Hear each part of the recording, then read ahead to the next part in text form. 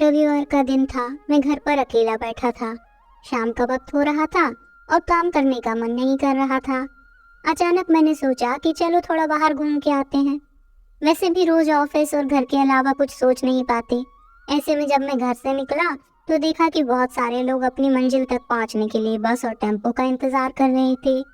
तभी अचानक मुझे एक लड़का दिखा जो फटे पुराने कपड़े पहने हुए था।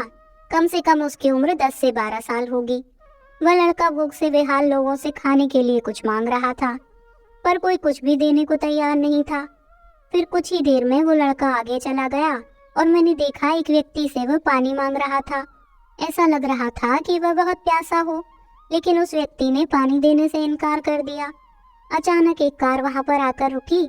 उस लड़के ने उम्मीद भरी नजरों से कार वाले से कुछ मांगा, पर उस कार वाले ने अंदर से एक लिफाफा बाहर फेंका और वह लड़का दौड़कर लिफाफे की ओर भागा, किंतु लिफाफा खाली था।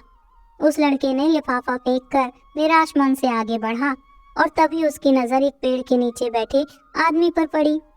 वह लड़का थक कर उस पेड़ के नीचे आदमी के पास जाकर बैठ गया। लड़के ने देखा कि वह भी उसकी तरह गरीब आदमी है जो पेड़ के नीचे बैठा था। तब लड़के ने अपनी ही तरह उसकी भी दैनिक स्थिति देखकर उससे बातचीत की और उसे अपनी स्थिति सुनाई। फिर उस व्यक्ति ने अपने खाने के हिस्से में से कुछ उस लड़के को दे दिया और दोनों खाने लगे। इससे ये साफ दिखाई देता है कि अगर इंसान गरीब है और वह दिल से अमीर है तो उसके पास सब कुछ है। कहने का मतलब है कि वह गरीब आदमी सबकी तकलीफ को समझता है, क्योंकि उसके अंदर किसी भी बात की चाह नहीं होती, इसलिए वह सबको अपने जैसा समझता है और बिना किसी स्वार्थ के सबकी मदद करता है। यहाँ पर मैं ये नहीं कहना चाहता कि सब अच्छे या बुरे होते हैं, पर इंसानियत ही सबसे बड़ी दौलत है। आखिर में हम सब एक ही तो हैं। ज़रूरत पड़ने पर हमें सबकी मदद करनी चाहिए, क्योंकि हमें भगवान ने उनसे अच्छा बनाया है जिनको रात में सोने को छत भी नसीब नहीं होती। व्यक्ति अपने व्यवहार से अमीर बनता है।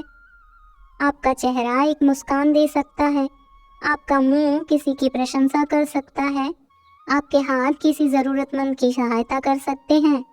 आप कहते हैं कि आपके पास कुछ नहीं है, क्योंकि आत्मा की गरीबी ही वास्तविकता में गरीबी होती है। पाने का हक उसी को है जो देना जानता है।